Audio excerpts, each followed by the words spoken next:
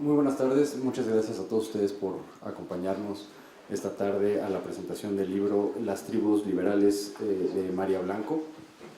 Muchas gracias a la librería Porrúa por recibirnos esta tarde y pues bueno, bienvenidos todos ustedes, muchos forman parte de lo que es una gran familia liberal en México, formamos parte de esta tradición que me gusta como lo pone María. Al final de cuentas, dadas las diferencias y a pesar de las diferencias, todos compartimos un trono, una idea que nos nutre a todos, ¿no? La defensa de la libertad individual y bueno, que es muy importante, ¿no? Pero a partir de esto y además de esto, la palabra liberal y la tradición liberal pues está muy presente en las discusiones de día a día, en los medios, en las charlas, y sin embargo está rodeado de una especie de niebla que no acabamos muy bien de entender qué es el liberalismo, qué es ser liberal, qué partes existen dentro del liberalismo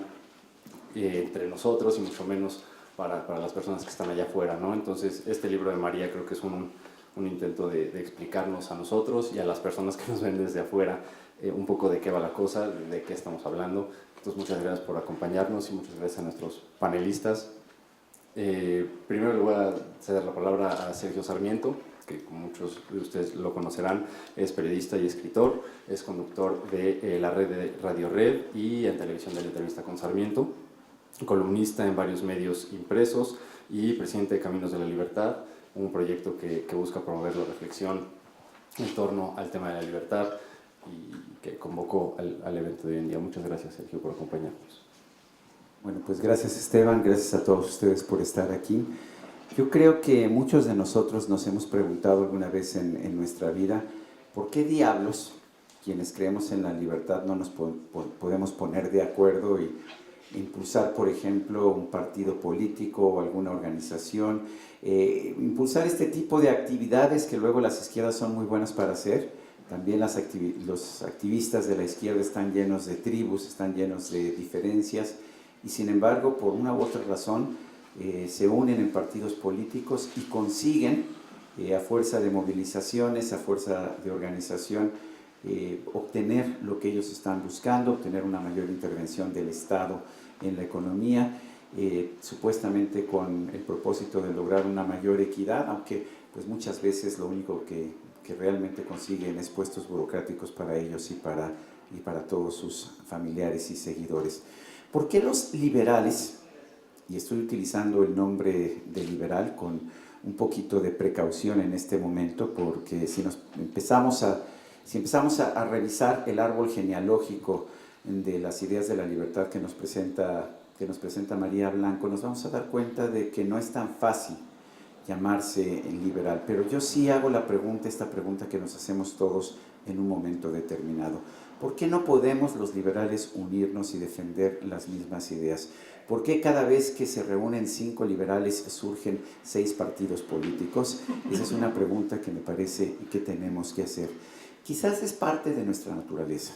En alguna ocasión Enrique Krause me hacía exactamente la misma pregunta y le decía que quizás lo que pasa con nosotros es que no sabemos organizarnos, que no sabemos ponernos de acuerdo o que siempre le damos una enorme importancia a pequeños detalles de nuestras discrepancias políticas o ideológicas que otros grupos simple y sencillamente no toman en consideración.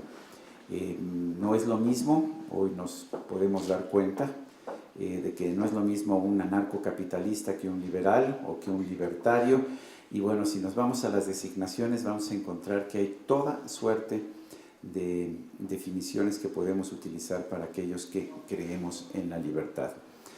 Lo primero que tenemos que hacer, me parece, para hacer lo que sea, aunque sea para aprender a discrepar de forma ordenada, es saber qué queremos, saber quiénes somos, qué defendemos.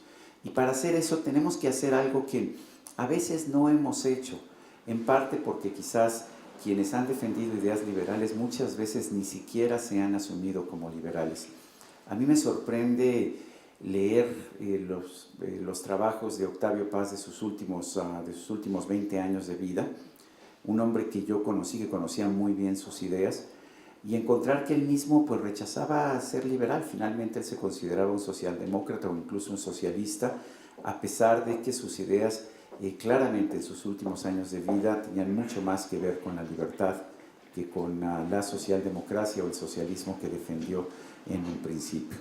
Entonces, en alguna ocasión hablaba del tema con Enrique Krause y llegábamos a la conclusión de que hay una especie de barrera mental de quienes creemos en la libertad para incluso tratar de entender cuáles son los puntos que tenemos en común y cuáles son las discrepancias. Si nosotros seguimos el método científico para tratar de determinar de dónde surgen las discrepancias, pues lo primero que tenemos que hacer es lo que hizo Darwin. En otras palabras, tenemos que explorar todo este árbol genealógico de los liberales, e independientemente de que se autonombren anarcocapitalistas, libertarios o cualquier otra designación, y ver exactamente qué están defendiendo, cuáles son sus puntos de vista, cuáles son sus ideas. Yo encuentro un inicio de este trabajo, que creo que tenemos que continuar, en el caso de María Blanco y de sus tribus liberales. Para empezar hay que identificar quiénes son aquellos que han hecho un trabajo para la libertad, qué han pensado, qué han definido, qué han defendido. Porque si no sabemos exactamente cuáles son las ideas que estamos defendiendo, pues nos vamos a encontrar con esta paradoja que vemos en países como Estados Unidos, en que quienes se dicen liberales lo que están defendiendo es una mayor intervención del Estado en la economía. Lo primero que tenemos que saber es en qué creemos, qué defendemos. Algo que tenemos que aceptar como liberales, o si no como liberales, como les parece bien, don Esteban, anarcocapitalistas, ¿te parece una designación más acertada para lo que tú piensas o lo que Pepe Torra aquí piensa, más que liberales? Bueno, definamos en qué puntos estamos a favor, en qué puntos no estamos a favor, dónde tenemos congruencias, y quizás al final encontremos con que tenemos congruencias del 70%, que no está mal, no está mal. Si yo veo las diferencias entre Andrés Manuel López Obrador y los chuchos en el PRD aquí, bueno, encuentro que sus discrepancias pueden ser todavía más importantes. ¿Por qué necesitamos hacer la disección? ¿Dónde empiezan las ciencias siempre? Las ciencias siempre empiezan con un método estructuralista. Siempre empiezan definiendo las estructuras, tratando de encontrar precisamente estos árboles genealógicos, tratando de determinar de dónde surge cada idea, cuáles son las ideas de John Stuart Mill que finalmente aceptamos, cuáles son las ideas que no aceptamos. A lo mejor nos gusta mucho la idea de libertad de John Stuart Mill y sin embargo tenemos discrepancias serias con el utilitarismo como instrumento para tomar decisiones éticas o políticas. ¿Cuál es nuestra posición acerca de las ideas de Isaiah Berlin? ¿Cuál es nuestra posición acerca de las ideas de Nozick y por supuesto de todos los demás pensadores? Encontraremos que en algunos casos coincidimos más, que en otros casos coincidimos menos. Pero la primera obra es saber quiénes somos, utilizar nombres que nos den, que no sean simple y sencillamente etiquetas de calificación o descalificación, que no sea porque la etiqueta de liberal puede ser tan vacua como la etiqueta de neoliberal. Finalmente puede ser un conjunto vacío, y si es un conjunto vacío no nos va a servir absolutamente nada para saber qué estamos haciendo. En tribus liberales, pues, ¿qué es lo que estamos viendo? Lo llama María Blanco una deconstrucción, es un término, por supuesto, muy semiológico, me da mucho gusto que lo esté utilizando, pero en realidad es el viejo método de todas las ciencias. Las ciencias empiezan por organizar lo que sabemos, por saber qué sabemos. Las ciencias naturales empezaron por un pequeño grupo de naturalistas que empezaron a clasificar los seres vivos, las plantas, los animales, y trataron de determinar semejanzas y diferencias entre todos los seres vivos. Así se empieza. La lingüística estructuralista empezó de la misma manera. El primer trabajo fue echar para atrás los viejos conceptos de la lingüística clásica, en el sentido de que había idiomas superiores como el latín y que todos los demás idiomas podían clasificarse dependiendo de qué tanto se acercaran al idioma superior, que sería el latín o que sería el inglés en épocas posteriores. Que empezaron a hacer Ferdinand de Saussure y los lingüistas estructuralistas empezaron por clasificar, no por tomar decisiones, empezaron por decidir cuántos idiomas hay, qué relaciones hay entre los idiomas, cuál es la distancia entre el español y el italiano, cuántas palabras hay que se entienden, cuántas palabras hay que no se entienden. Si me sale por ahí un idioma que no pertenece a estos grupos, si me sale por ahí en una zona romance un idioma euskera, bueno, de dónde surge, cuáles son sus discrepancias, en fin, lo primero que hacemos es analizar. Las tribus liberales, la verdad, es el primer libro liberal que veo cuyo propósito es tratar de aplicar un método científico a lo que estamos tratando de hacer. ¿Quiénes somos? ¿Quiénes son las tribus liberales? ¿En qué creen? ¿Cuáles son los pensadores que realmente han tenido una semilla liberal en la forma en que han pensado, en las ideas que han manifestado? Y bueno, pues vamos a llamar a las cosas por su nombre. A mí me da gusto, para empezar, yo he conocido poco a María Blanco, yo no estoy aquí por ser amigo de María Blanco, yo estoy aquí, Berta, gracias por llegar, espero que hayas resuelto nuestra crisis y que ya Berta no estaba aquí por un problema muy serio que tenemos en la Fundación Caminos de la Libertad, que espero que lo haya resuelto. Me parece que sí. Entonces reitero, ¿qué me gusta de María Blanco? No es otro libro en que nos va a decir desde el púlpito cuáles son las ideas que debemos tener. A lo mejor, por supuesto, sí las tiene y sí nos dice cuáles son las ideas que ella tiene o que deberíamos tener. Pero lo que me pareció más interesante es que nos dice, nos hace una radiografía. Y lo primero que tenemos que hacer si nos fracturamos el hombro es que nos hagan una radiografía para ver exactamente dónde está la fractura. María, yo lo que me gusta de este esfuerzo, de este árbol genealógico que nos estás ofreciendo, es que pues con un instrumental científico nos estás permitiendo tener esta radiografía, este complejo mundo que ya ni siquiera puedo llamar liberal, sino con todas las designaciones que estamos teniendo. Pero si logramos darle un sentido concreto a los términos, anarcocapitalista, libertario, liberal y todos los demás que pudiéramos pensar, pues ya sería una enorme ventaja, sabríamos dónde podemos estar y sabríamos en un momento determinado, como lo sabe bien la izquierda, hasta dónde podemos llegar cuando actuamos en unión, porque uno de los grandes pecados del liberalismo en la historia ha sido no saber unir fuerzas para impulsar la aplicación de las ideas liberales. María Blanco, gracias por darnos las tribus liberales.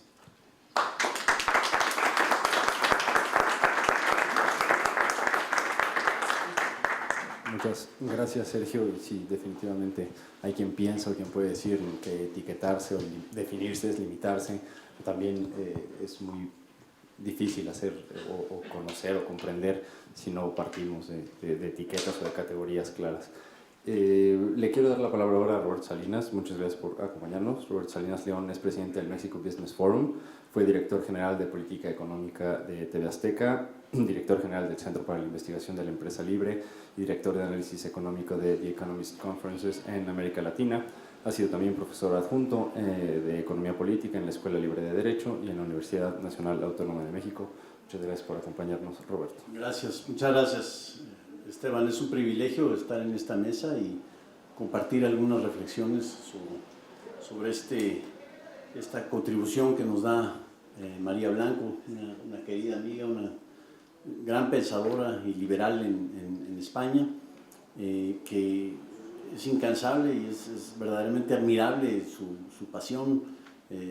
Podemos estar en Skype y son las 3 de la mañana en España y ahí la veo que de repente me está consultando alguna pregunta o alguna idea o de repente manda un artículo o tiene una idea para organizar un coloquio y es una productividad verdaderamente admirable y creo que se ve reflejada en este texto que invito a todos a que que lo lean, lo estudien y lo disfruten, porque es una lectura muy amena y muy divertida.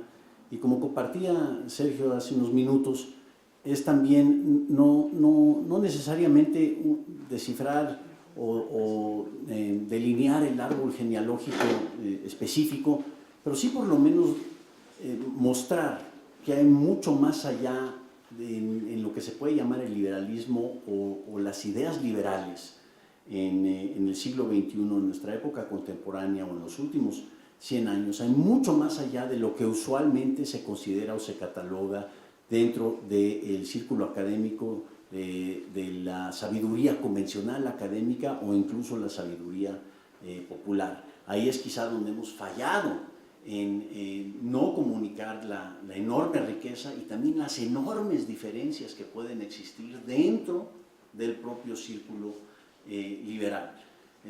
María explica cómo hay definiciones de toda índole en materia de lo que es el liberalismo. Cita a un gran amigo en común, nuestro querido Walter Castro, que María, tú lo citas diciendo que es el verdadero liberal según la definición de Walter, un gran economista argentino, es aquel que se pronuncia en contra de los privilegios. Y es una definición que me gusta mucho. Hay otras que se pueden utilizar. Yo al propio Walter en una ocasión le escuché decir que a sus estudiantes les decían: ¿quieren saber lo que es el liberalismo? Esto es el liberalismo. El iPhone es el liberalismo. Es la globalización, es la integración, es la innovación, es el pensar fuera de la caja, es el pensar en lo imposible, es el pensar en las oportunidades que nos puede dar la libertad individual. A mí me encantó en lo particular esa definición. Por supuesto lleva un par de tequilitas en nuestro querido Walter, pero aún así un gran dote de comunicación, creo yo. Y bueno, yo en lo particular no estoy de acuerdo en renunciar la idea de apelar a un criterio utilitarista para defender la libertad. De eso se trata, por ejemplo, el gran proyecto de la libertad económica en el mundo. No creo que sea incompatible defender la libertad individual en términos de los resultados empíricos que pueda tener para generar prosperidad y progreso, versus el hecho que hay que defenderla por sí misma, como un valor en sí mismo. Yo en lo personal no creo que sean incompatibles, pero qué bueno que lo mencioné. Y bueno, por ahí también surgen el culto de los randianos, que ha sido digamos, una especie de liberal sumamente sumamente visceral, pero que también ha logrado avanzar por lo menos la idea de que el sistema capitalista, yo no soy fan de la etiqueta, no me gusta el nombre en sí mismo, creo que invita mucho más el desacuerdo y el rechazo inicial y la petición de principio que un diálogo abierto y constructivo, pero por lo menos Rand y sus discípulos han tenido el objetivo y han logrado, merecen mucho por haber logrado posicionar la idea de que hay más allá del capitalismo que la imagen del capitalista rampante que existe dentro de la opinión popular. María también toca el hecho de que hay una gran diferencia sobre qué en sí es el liberalismo ya visto de un punto de vista metodológico. Si es, por ejemplo, una doctrina, como el gran periodista peruano Federico Salazar dice, o si nos vamos a ir con Mario Vargas Llosa, quien dice que el liberalismo es una serie de tesis que defiende la libertad individual en su conjunto. Hay otros que piensan que es una ideología y lo defienden abiertamente como ideología. Hay otros que incluso rechazarían todo esto, y conste que estamos a tu derecha, no a tu izquierda, y dirían es otra cosa totalmente diferente. Y aquellos, creo que Sergio es parte de este grupo, que verían más al liberalismo como una actitud o un temperamento ante el conocimiento y menos doctrinal, menos ideológico, menos de adoptar una posición. Entonces, ¿cómo no va a haber diferencias? Pero son diferencias que por lo menos se debaten, se dialogan en una forma, a veces quizá un tanto visceral, pero por lo general en una forma que es civilizada.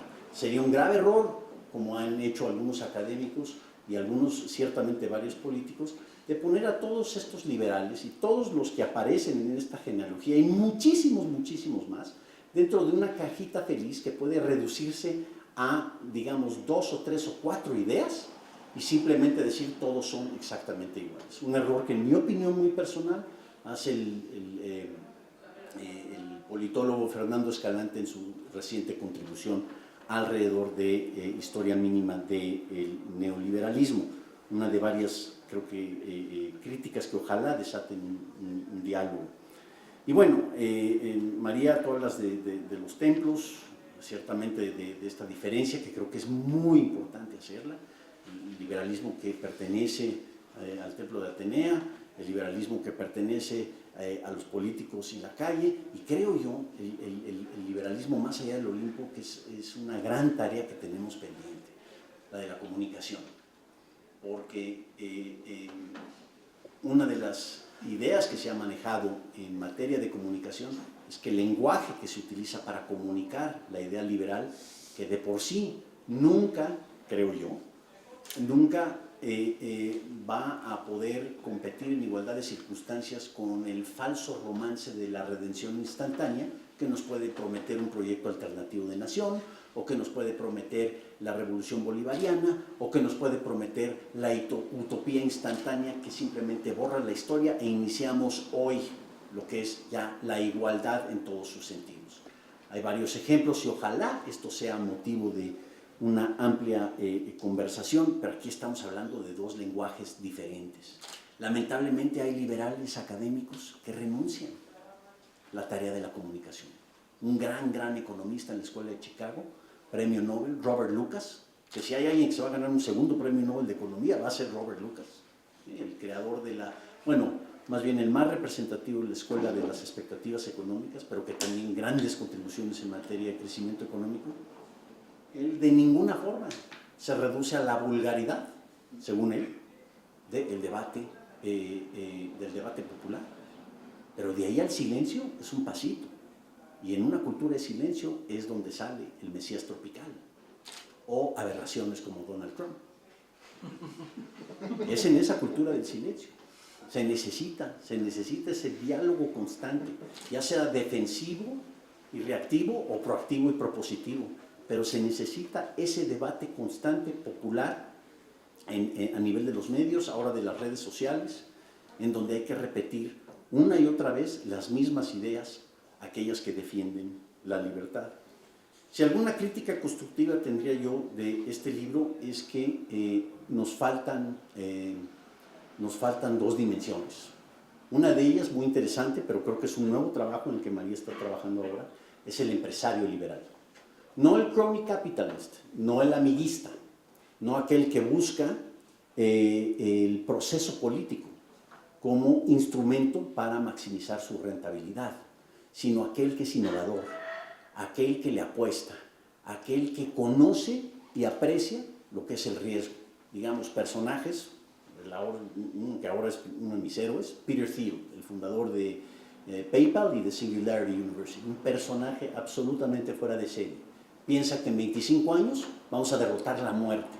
Todo el mundo se ríe de él, como se reían de él cuando se le ocurrió la idea de PayPal, y que también fue uno de los fundadores de Facebook. Pero es alguien que, bueno, se atreve a pensar fuera de la caja. ¡Qué maravilla! Qué maravilla que existan estos personajes que están arriesgando su patrimonio, su tiempo, su dinero, sus ideas, y que están dispuestos a aprender de su imaginación y del fracaso que les pueda dar aquellos ejercicios. Y si suenan locas sus ideas, bueno, en alguna ocasión era loca la idea de que nos podríamos hablar uno con el otro a través de el reloj, y hoy existe otro gran genio que fue Steve Jobs, otro gran empresario. Él no se llamaba liberal, pero creo que está dentro de ese arquetipo. Yo diría, en mi punto de vista personal, y lo he compartido con María, que el informal latinoamericano es otro héroe, que a pesar de todo lo que tiene encima, la tramitología, la extorsión burocrática, que se ahogan dentro de lo que es el subdesarrollo y la pobreza, aún así, no sé cómo le hacen, pero salen adelante. Y hay ejemplos de gran creatividad. El Uber se inventó en la economía informal del Perú. no había un app en ese entonces para llamar a un Uber. Uno quería un transporte al aeropuerto, corría la voz y ahí llegaba el transporte por él. Y bueno, todo esto fuera de la ley. Pero ¿cómo se organizó el orden espontáneo, económico, ante la asfixia regulatoria que existía para poder formalizar una empresa de transporte? Pues creo que ahí hay historias de éxito liberal que pueden contarse. Y finalmente, María, pues yo te invitaría a considerar, quizá hablabas del templo de Atenea, más allá del Olimpo, de los mitos liberales, quizá también habría que considerar el Salón de Dionisio, porque estos encuentros son muy divertidos, se forman grandes amistades, acaban después en el vinito y en el tequilita, pero sobre todo el Salón de Dionisio quizá como una forma de recordar que dentro de las diferencias, las enormes diferencias que pueden existir entre austriacos y representantes de la escuela de la elección pública, o los monetaristas, los popperianos versus los aprioristas, y toda esta ecología intelectual tan diversa y tan rica, hay un principio de conversación civilizada, algo que no se encuentra ciertamente en algunos de nuestros antagonistas, ya sean partidos políticos o ya sea incluso en el debate intelectual de aquellos que piensan en una forma diferente. Quizá aquí un personaje que faltaría incluir en una segunda edición de este libro es el gran pensador inglés Michael Oakeshott y su hermosa idea de la conversación civilizada y el diálogo abierto, diálogo en el estricto sentido de la palabra, que es dialéctica, intercambiar una idea por otra en ese ambiente de apertura y de diálogo civilizado. María lo menciona al final, en su epílogo, de hecho es el último párrafo. Los invito a que lo lean y que lo estudien porque amerita una reflexión muy seria, así como también todo el libro. Y pues María, muchas felicidades, es un privilegio estar aquí presentando esta estupenda obra y ojalá que existan muchas ediciones, así como también muchas adiciones al mismo.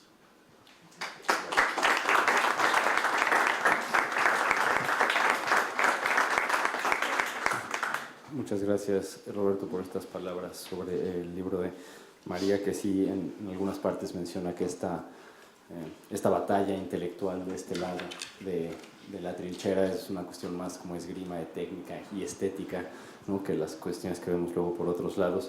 Pero sin más, pues le doy la palabra a la doctora María Blanco, que es doctora en Ciencias Económicas y Empresariales por la Universidad Complutense de Madrid. También es profesora de Historia del Pensamiento Económico en la Universidad CEU San Pablo. Su principal tema de investigación se centra en la metodología económica, a la cual le dedicó su tesis doctoral, pero hace muchas otras cosas también, y es miembro del Instituto Juan de Mariana en España. Muchas gracias, María, por estar aquí. ¿Ya está encendido?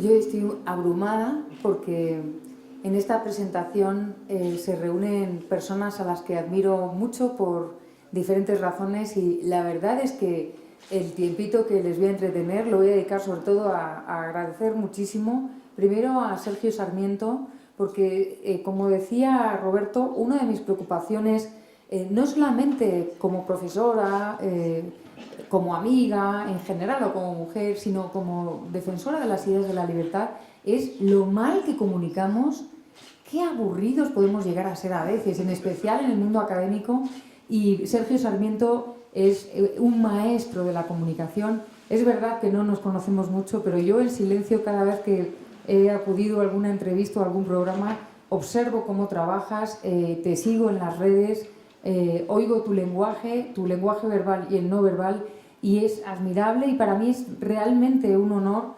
que hayas tenido la deferencia de presentar mi libro.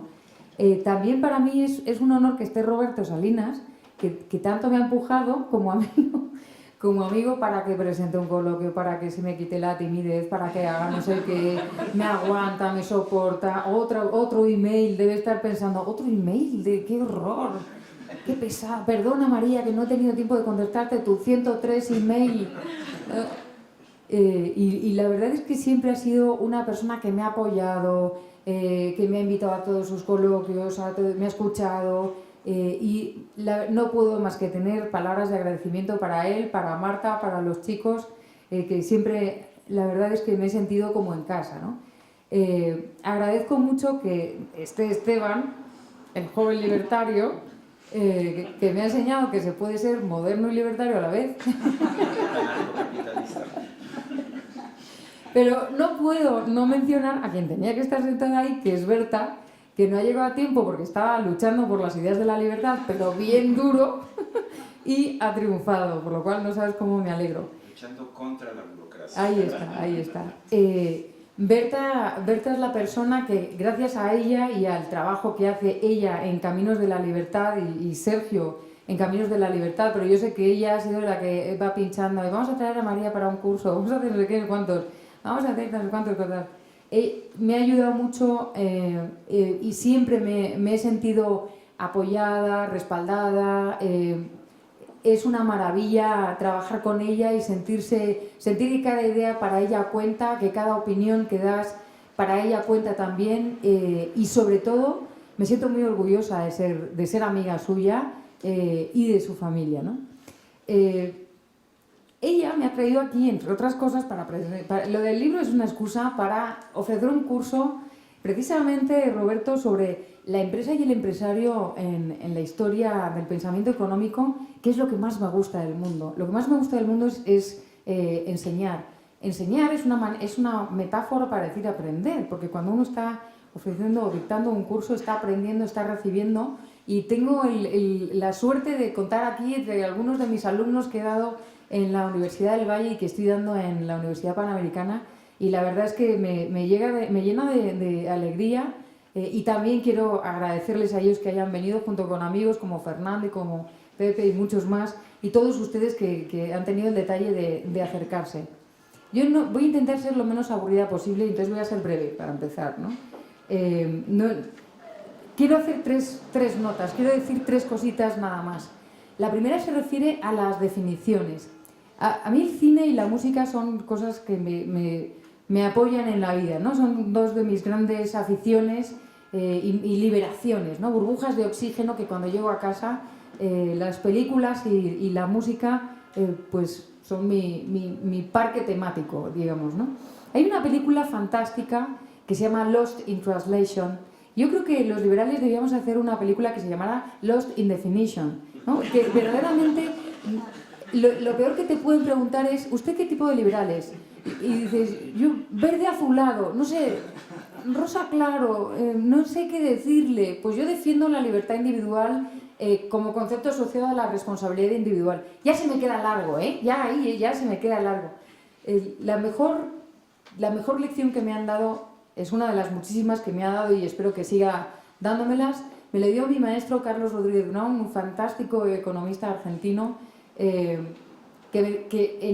está en el libro La anécdota, con ocasión de la primera universidad de verano del Instituto Juan de Mariana, mientras estábamos todos, sobre todo en la parte de las copas. ¿Tú qué tipo de liberal eres? Yo soy anarcocapitalista. ¿Y tú? Pues yo clásico. Pues entonces eres un socialista. Pues, ¿pero tú quieres que las calles sean privadas o sean públicas, semipúblicas, medio pensionistas? ¿Y qué piensas de vender órganos? Y era como, yo estaba aterrada. ¿Esta gente quién es? Mis hijos me decían, ¿por qué vas con gente tan rara? ¿No? Y entonces Carlos Rodríguez Brown en su lección magistral que nos dio, lo primero que nos dijo es: cuando alguien se te acerque y te diga yo defiendo la libertad, dile fenomenal, ala, siéntate y vamos a dialogar. ¿Qué te parece? Y simplemente no decirle pues tú eres menos liberal, pues tú no tienes el certificado A+, yo sí, ¿no? Como si fuera una cosa, un club de extraterrestres o algo por el estilo. Y es verdad que nos perdemos en definiciones y nos perdemos lo mejor de la vida, que es el diálogo y compartir y discutir tranquilamente, y aprender los unos de los otros. Nosotros tenemos muchísimo que aprender de los que están en la otra trinchera. Tenemos mucho que aprender de la izquierda, sobre todo a comunicar y a seducir, y a utilizar sin complejos y sin vergüenza lo que atrae a la gente, ¿no? No tanto utilizar como sí emplear para enseñarles o para mostrarles a dónde lleva la libertad y a dónde lleva la no libertad, ¿no? Hoy tenía una discusión sobre el orden espontáneo y la planificación y sobre quién financia las ideas de la libertad, ¿no? En clase ha habido ahí un pequeño debate. De repente, hablando de Hayek, alguien sugería que una de las críticas que se le suelen hacer es si estaba financiado por tal fundación, por la otra fundación. Y yo decía, y a nadie se le ocurre pensar quién financia a los otros, ¿no? ¿Quién les financia a ellos? A mí, cuando me dicen, ¿y a ti qué te financia? Me dan ganas de decir, ¿y a ti qué? ¿No? Que es como decir un poco, ¿y tú más? ¿No?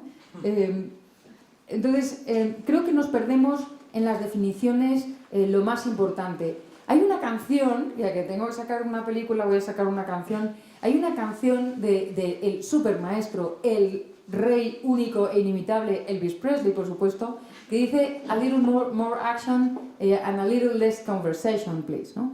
Pues igual los liberales, en especial los académicos, estamos muy acostumbrados a subirnos al púlpito y hablar, y cuanto menos se nos entienda mejor, hablamos un poquito en Klingon, no tanto como Robert Lucas, que creo que habla solo consigo mismo y con las voces que oye del exterior, ¿no? Creo que es necesario darnos cuenta que efectivamente, y es una de las cosas que he comentado en el curso, ¿qué va antes? ¿No? Yo hablaba del empresario. ¿Qué va antes? ¿Las ideas o los hechos? Primero son los hechos. Primero llega el tipo que se arriesga y que comercia y que en el siglo XIII recorre el Mediterráneo. El empresario llega primero, ¿no? A solucionar un problema. Y luego llega el filósofo y dice, mira este qué hace. ¿Y por qué lo hace así? ¿Y cómo lo hace? Y llegan las ideas, ¿no? Son importantes las dos cosas, los hechos y las ideas. Las ideas mueven a la acción y sobre todo ambas cosas tienen que estar respaldadas por valores. Pero una vez que ya sabemos cuáles son los valores y que analizamos qué concepto de libertad o qué es lo que defendemos y por qué, por motivos utilitaristas, pero siempre basándonos en la idea de que la libertad se defiende incluso si nos lleva a la pobreza, la libertad es un valor fundamental y luego tal vez los argumentos utilitaristas nos sirven para difundirla más. Creo que ya nos hemos dedicado demasiado a la academia. Tenemos una pléyade de autores que es que rebosa y ahí les ganamos muchísimo a la gente de izquierdas. Nuestros filósofos y nuestras ideas claramente son mucho mejores, mucho más fundamentadas. Pero ¿y nuestras acciones? Entonces yo ahí creo que el tema del adoctrinamiento y de la doctrina debíamos dejarlo un poco de lado y debíamos empezar a dar ejemplo. Yo creo que al final se convence a la gente sobre todo con los hechos, con las ideas también, con los escritos, con los argumentos, pero eso te puede llevar a una especie de enamoramiento intelectual que te obliga a citar 5 autores en cada frase, pero luego lo que hace es ¿qué? ¿No? Y ahí está la labor de los políticos, de un lado o de otro, que tienen que echarle mucho valor para proponer medidas que ahora mismo son muy poco populares, incluso si cuando se ponen en práctica son las que funcionan, ¿no? Las que no funcionan son las otras, y tenemos ahí pues Corea del Norte que nos lo demuestra, Cuba, Venezuela, esperemos que España no caiga en manos de Podemos porque me veo fatal. Me veo emigrando, probablemente aquí, ¿sabes? Si me hacen un huequito, yo estoy dispuesta a todo. Pero es verdad que las otras ideas, las ideas intervencionistas, las ideas liberticidas, que aniquilan la responsabilidad individual, ha llevado a los países, y analicemos la historia, y es uno detrás de otro, y detrás de otro, y detrás de otro, a la miseria y a la pobreza y a la aniquilación de lo más maravilloso que tiene el hombre, que es la libertad de elegir, la libertad de equivocarse, ¿no? La libertad de perder en los juegos de mesa y de aprender de tus propios errores y de formarte como persona, aprender de tus propios errores y aprender también de los demás. Y quería terminar, mi subtítulo es un guiño a una especie de moda gastronómica que se ha implantado en España, donde tenemos pues la paella, el gazpacho, los huevos rotos, no sé qué, los callos a la madrileña y todas estas cosas. Y entonces ahora los chefs más elitistas te venden por un precio que no puedes pagar y que tienes que empeñar ahí, yo qué sé, todo tu sueldo de 3 meses, la deconstrucción de gazpacho al aroma de no sé qué. Y dices, ¿y eso qué es? ¿No? Pues no, pues mi intento ha sido de el de construir en ese sentido, es decir, cuáles son los mitos que se nos adjudican.